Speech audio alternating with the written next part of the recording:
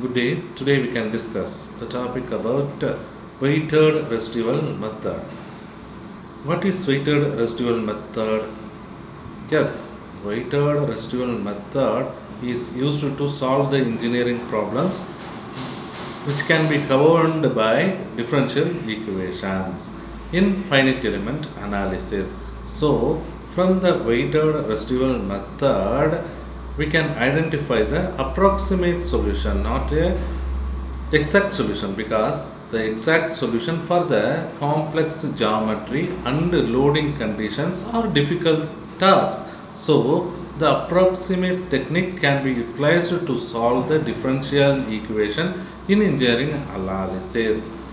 So the finite element method is one of the approximate technique in engineering analysis. Every engineering problem is composed with the differential equations as like dou square u by dou t square is equal to c square into dou square u by dou x square. With respect to the given boundary conditions, the differential equations may be varied, but we can't get the exact solution. Exact solution is a difficult task in engineering problem because the geometry of the product is complex and applied load on that complex geometry conditions are also difficult task to find the exact solution in the engineering analysis problem. So in every engineering problem needs approximate solutions. So finite element method is one of the approximate technique in engineering analysis. And method of weighted residual. What is method of weighted residual? This method is an approximate method for solving boundary value problems with trial functions with satisfying the boundary conditions. In previous video, I explained about what is boundary value problems. Every domain has its own boundary. The boundary may has its own value. It started from 0 and ended with L. Likewise, it has a boundary values.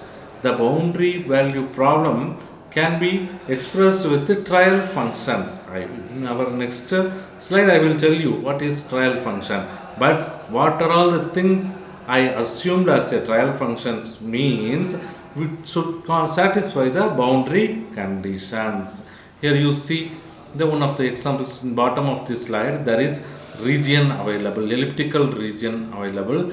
This region can be expressed with the differential equation. So this region can be assigned by values. That value can be called as boundary value along with the boundary curve, which is known as boundary conditions and boundary value problems. And then I have huge doubt. What is trial function? In procedure of solving weighted residual method, I can explain what is trial function. Every method has its own steps for solving the problem. So this weighted residual method also has its own procedure. It consists of 6 steps. The step 1 is deal with the formulation of differential equation of considered engineering problems. Step 2, if suppose my problem is one dimensional, in engineering there are one dimensional problem available, two dimensional problem are available. Likewise, with respect to the considered parameters, I may assign the problem as like one dimensional problem or two dimensional problem. So for a one dimensional problem, the trial solution is f of x is equal to z0 plus c1 into x plus c2 x square. Likewise, I can propose with a polynomial equations, which is the trial solution. Okay, in FEA, the assumed trial solution should satisfy the function within the domain or boundary conditions. In previous slide, I explained what is boundary, boundary curve, and what are all the what is domain. Okay, the boundary region is boundary domain, and the boundary curve is called as the boundary conditions. So it is known as domain and or boundary conditions. So here the step 4 is deal with the by substituting the assumed trial function in differential equation, find the errors. Every equation gives its own error because of bias and noise available with the experiments or products. The boundary conditions may get the errors, and these errors should satisfy the domain residual or boundary residual of the considered product. Okay, and then we can move to step 5. Find the unknown parameters. All the unknown parameters, here you see f of x is the function c0 plus c1 into x plus c2 into x square. Here x is the parameter and the unknown parameters are c0, c1, c2 are the unknown parameters. So find the unknown parameters in the assumed trial function such a way that these residuals are low as possible. So residuals should be minimized with this equation, and we can identify the values of c0, c1 and c2. Which can be occurred, yes, when will we get the boundary residuals and the domain residuals are 0, then we get the exact solution, which is the steps available to solve the problem with the weighted residual method. And then I can explain these procedures with one example. I considered for explaining this procedure as the cantilever beam example. Here you see the cantilever beam length is capital L. The sectional area of this cantilever beam is capital A, and the Young's modulus is E, capital E, and Q0 is the external force. What is the objective, what is the aim of this problem? Find the stresses and deformations with the weighted residual method.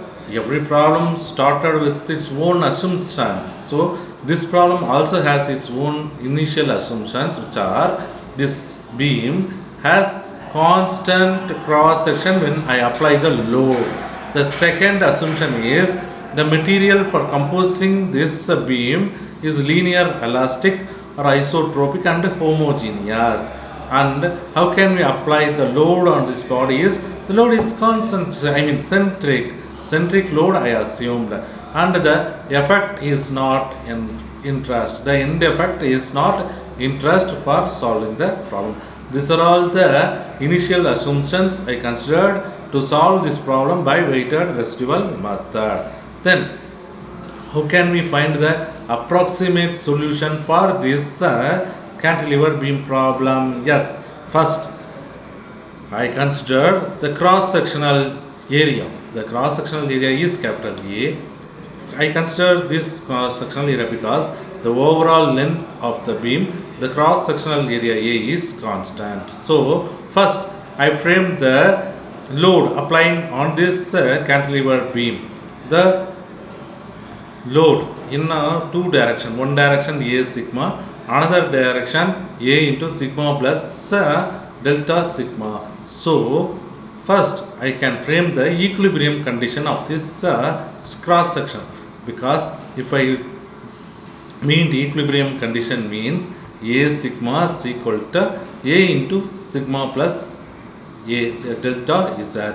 So which is the equilibrium equation. In one direction A sigma, another side the variation of stress available. Sigma is stress, capital A is area, sigma plus delta sigma is variation of stress along the cross sectional area of cantilever beam. So the equilibrium equation is A sigma is equal to A into sigma plus delta sigma. I can express the term with the boundary conditions. Here you see A limits delta is sigma divided by delta x, because the axial load is applied on the beam. If I consider the axial load means axial load is acted on the x direction. So here I place delta x. A into limits delta z by delta x. Here I assume the axial load is equal to 0, delta x is equal to 0 is equal to 0. Here A into d sigma divided by dx is equal to 0, which is the equilibrium equation of the considered problem. After that, Constitutive equation. What is the constitutive equation for finite element analysis problem? The constitutive equation always develop the relation between two different physical quantities. According to this problem, sigma available. Every problem, if I apply the stress, means there should be a strain. So the constitutive equation of this problem is sigma is equal to Young's modulus into strain. So Young's modulus is always equal to stress by strain. I abbreviated this term as like sigma is equal to capital E into eta. And then kinematic equation is the next step. Here kinematic equation relate the variables of motion on one another. Here what is the motion available? Yes, here the strain. Strain occurs due to the axial load. Axial load acted on the x direction. So the trial function eta is equal to du by dx, which is the kinematic equation available with this problem. Here after that, what is the step? Here I got the second equation with the constitutive function, and then third equation with the kinematics equation of the body. I substitute second and the third equation on the first equation. What is the first equation? Which is A into dz by dx is equal to 0.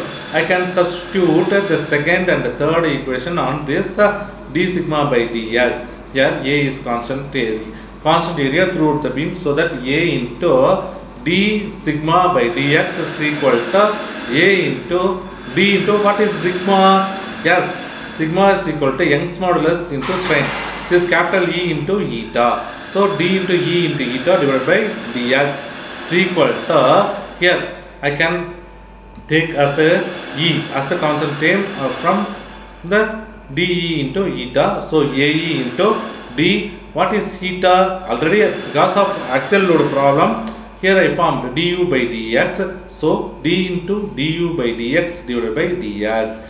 After solving this condition, I can get a into e into d square u by dx square is equal to 0. According to this problem, another force is also available. Apart from this uniform cross sectional, I consider Q naught is the external force. If we consider the external force, then the differential governing equation becomes the sum of considered external force on this equation. Here AE into d square u by dx square plus Q naught is equal to 0. If I consider any other external force on the body, means I can add those things with the same equation, which is the final step available with the differential equation formulation. After forming the differential equation, we can move to step 2. What can I do? Yes, the differential equation for deformation of uniform bar subjected to a uniform axial load, because AE into d square u by dx square plus Q naught is equal to 0 available. According to our problem, here you see our problem has the boundary values. Yes, the boundary values are x is, u of 0 is equal to 0, du by dx into x equal to L is equal to 0. Here the boundary conditions are available. Okay, so we can substitute or consider these boundary conditions for solving this above differential equation in engineering analysis problem, the cantilever problem. Okay, then next solution, step up. Assume trial function. What is trial function? Trial function in finite element method to find the approximate solution to this problem using a linear combination of functions in the input space. Here what is trial function? Already we assumed the trial functions as like u of x is equal to z0 plus c1 into x plus c2 x square. Here the problem has two boundary conditions, which are u0 is equal to 0, du by dx is equal to L is equal to 0. So here how can I choose the boundary conditions? Apply first boundary condition. According to this problem, the first boundary condition is u of 0 is equal to 0. So here u of x is equal to y. Likewise I can assume, so that x is equal to 0, y equal to 0. In above trial function we can substitute. So if I substitute the x is equal to 0, so the u of 0 available. After that, c0 no variable available, so that the unknown parameter z0 I can represent same, plus c2 into x available. Here x is equal to 0, so c1 into 0 0, plus c2 x is equal again 0, c2 x square, c2 also 0, so c0 is equal to 0. Likewise I can get the values of trial function when I apply the first boundary conditions, and then I can apply the second boundary conditions in the same trial function equation. Is it possible? No, it is not possible, because if I apply the second boundary conditions means I can differentiate the same equation. How can I differentiate? Yes, this u of x can be called as du by dx. Okay, du by dx, if I differentiate z0 plus c1 into x plus c2 x square, how can I differentiate? z0 is the constant term, so that it will get the one value. After that, I mean 0 value, plus c1 x. If I differentiate x with respect to x means 1, so c1 into 1 is equal to c1, plus what about the x square? Here what happens? X power n, if I differentiate x power n with respect to x means n into x power n minus 1 is the general formula. So if I utilize the x square for differentiate means with respect to x square is equal to 2 into x power 2 minus 1. From this I can get the 2x. So if I substitute the x square value here means differentiated x square is equal to 2x. If I substitute means 2 into c2x I got. After that, I can move to application of boundary condition in the trial function. Differentiated trial function equation means at x equal to L and du by dx is equal to 0. Here du by dx available, which is 0, and then all the x are converted into L, multiplied with into L. So c1 plus 2c2x available. I substitute here L, so that 2c2 into L. From this I can get the c1 value. c1 is equal to minus c2L. Likewise, I can get the two unknown parameter values from the boundary condition substitution on a trial function equation. So c1 is equal to minus 2c2L and c0 is equal to 0. Substitute c0 and c1 value in the trial function equation. I can get here you see u of x is equal to c0 plus c1 into x plus c2 x square is equal to 0 available. I mean, if I substitute c0 is equal to 0 means 0, c1 is equal to minus 2c2L. If I have substitute here minus 2c2, which can be converted into minus 2c2 into x into L, plus here c2 x square available, so I can replicate c2 x square here is equal to here. Now I convert c2 into minus 2xl plus x square. From this I can get the u of x trial function value is equal to c2 into x square minus 2xl. The algebraic functions I can utilize to solve this problem. From this I can get the trial function value of u of x is equal to c2 into x square minus 2xl. And then why I identify those things for solving the problem with the approximate solutions. So finally I consider the equations ke into d square u by dx square plus q0 is equal to 0 as the differential equations in step 1, and then u of x is equal to c2 into x square minus 2l, which is the boundary condition applied value on a trial function what I get from the equation. After that I can differentiate the thing, which can be get as like du by dx is equal to c2 into, I differentiate the thing 2x minus 2l.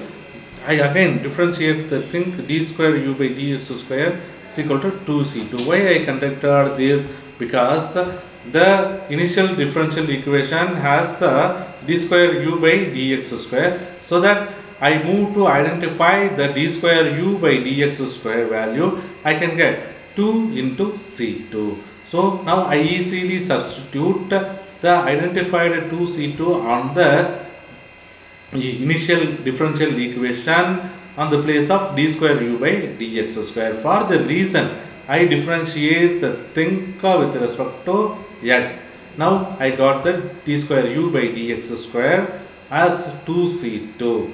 So now I can move to substitute. Here you see the residual r is equal to, which is the first initial formed equation. Okay, ae d square u by dx square plus q naught is equal to 0. So substitute here what I found from previous slide, d square u by dx square is equal to 2c2. I can substitute the thing in the initial equation. So ae into d square u by dx square is replaced with the 2 into c2, ae 2c2 plus q naught is equal to 0. If I solve this problem, I can get the C2 value, unknown parameter also. So now I got the C2 unknown parameter. C2 is equal to minus q naught divided by 2a into e. So substituting C2 in equation of u of x, what I found from previous slide, u of x is equal to C2 into x square minus 2xl. Now I got u of x is equal to minus q naught divided by 2ae into x square minus 2xl. So final solution, the approximate solution of the given problem, u of x is equal to q naught divided by 2 into a into e into 2xl minus x square, which is the approximate solution of the given cantilever problem with the aid of weighted residual method. If you are having any doubt, you may ask me through comment box, or any clarification you may ask me through comment box, okay? Or otherwise you may propose any problem you needed to solve. I can solve that problem for your knowledge enrichment. Thank you all.